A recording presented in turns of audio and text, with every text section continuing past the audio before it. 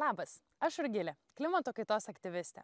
Per savo karjerą edukuodama žmonės apie klimato kaitą susiduriu su visa gausa neteisingos informacijos, melagienų, klaidingų faktų ar net konspiracijos teorijų. Todėl kviečiu šiandien tave skirti vos kelias minutės savo brangaus laiko, sužinoti atsakymus į 5 populiariausius mitus apie klimato kaitą.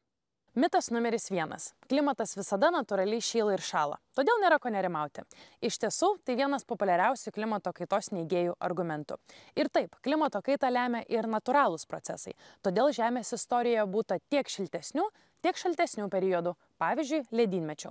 Tačiau ankstesni klimato pokyčiai trukdavo tūkstančius metų, o štai dabar, dėl žmonijos į atmosferą išmetamų šiltnamio efektą sukeliančių dujų, klimatas pradėjo šilti kaip niekada greitai. Kaip matote šiame grafike, per pastaruosius vos 70 metų globalios temperatūros vidurkis pakilo net 1,2 laipsnių, o tai yra labai drastiškas ir pavojingas pokytis. Įdomus faktas, jei ne žmonijos sukelti pokyčiai, šiuo metu klimatas turėtų šaltėti. Mitas numeris 2. Patys mokslininkai nesutaria, ar klimatas keičiasi. Dažnai norėdami paneigti klimato kaitą, teigiame, kad patys mokslininkai nesutaria, ar klimatas iš tiesų keičiasi. Tačiau realybė visiškai kitokia. Klausimų, ar klimatas keičiasi, mokslininkams nebekyla. Ta lemia jau ilgą laiką kaupiami meteorologiniai duomenys. O tai, kad orai buvo kitokie, tikrai atsimena ir mūsų seneliai. Net ir mes patys pradedame pamatyti pokyčius už lango. Tyrimai rodo, kad klimato pokyčius lemia padidėjusi šiltnamio efektą sukeliančių dujų koncentracija mūsų atmosferoje, kuri kyla dėl iškastinio kuro deginimo. Mokslininkai nebediskutuoja apie tai, ar klimatas šyla, o apie tai, kaip jis keisis ateityje ir ką galime padaryti, kad tai sustabdytume. Mitas numeris 3. Kokia klimato kaita, kai už lango šalta? Kai žiemą mus užpuola pūgos, o vasarą atvėsta orai, gali kilti klausimas. Tai kokia čia klimato kaita, jeigu už lango šalta? Tačiau reikia suprasti, kad klimatas ir orai nėra tas pats. Klimatas yra orų visuma, todėl Lietuvoje ir toliau sulauksime žiemos bei vėsesnių orų.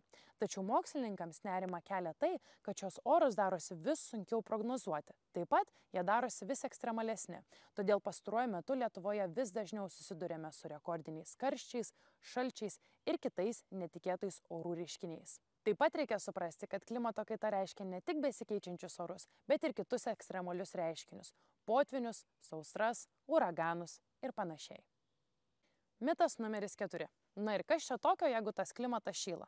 Galime pagalvoti, tai kas čia tokio, jeigu turėsime šiltesnės žiemas ar karštesnės vasaras. Tačiau svarbu suprasti, kad klimato kaita su savimi atsineša ne tik šiltėjančius orus, bet ir visą aibę negandų ir įvairiausių problemų. Kartais nesusimąstome, kaip stipriai esame priklausomi nuo klimato. Jis lemia, ką mes valgome, ką dirbame ir mūsų kasdienius įpročius. Sausrų suniokotas derlius, potvynių nusinešti miestai ar uraganų sugriauti namai – visa tai žiaurūs klimato kaitos padariniai, kurie tiesiogiai ar netiesiogiai veikia kiekvieno iš mūsų gyvenimus. Galbūt gali pasirodyti, kad visi šie pokyčiai mūsų neliečia. Tačiau gyvename globaliame pasaulyje ir pokyčiai svetur anksčiau ar vėliau pasiekia ir mus. Mitas numeris 5. Sustabdyti klimato kaitą yra per vėlu. Pasitaiko žmonių, kurie tiki klimato kaita, tačiau mano, kad sustabdyti klimato kaitą yra per vėlu. Kaip žinome, pagrindinis klimato kaitos sukėlėjas yra iškastinio kuro deginimas, todėl turime kuo skubiau pereiti prie atsinaujinančios energijos šaltinių – saulės, vėjo ir vandens. Džiugios naujienos, kad technologijos tam jau egzistuoja. Dabar tai reikia kiekvieno iš mūsų valios ir noro tapti žaliosios energijos vartotoju. Svarbu pripažinti, kad tam tikri klimato kaitos pokyčiai yra negrįžtami, tačiau kiekvienas iš mūsų turime įdėti visas pastangas, kad sustabdytume klimato šiltėjimą ties 1,5 laipsnio. Ačiū, kad skyrei brangaus savo laiko sužinoti daugiau apie klimato kaitą. Tikiuosi, kad ši informacija atnešė daugiau aiškumo į tavo kasdienybę ir dabar galėsi padėti savo artimiesiems ir draugams suprasti, kodėl kova su klimato kaita turėtų būti kiekvieno iš mūsų prioritetas.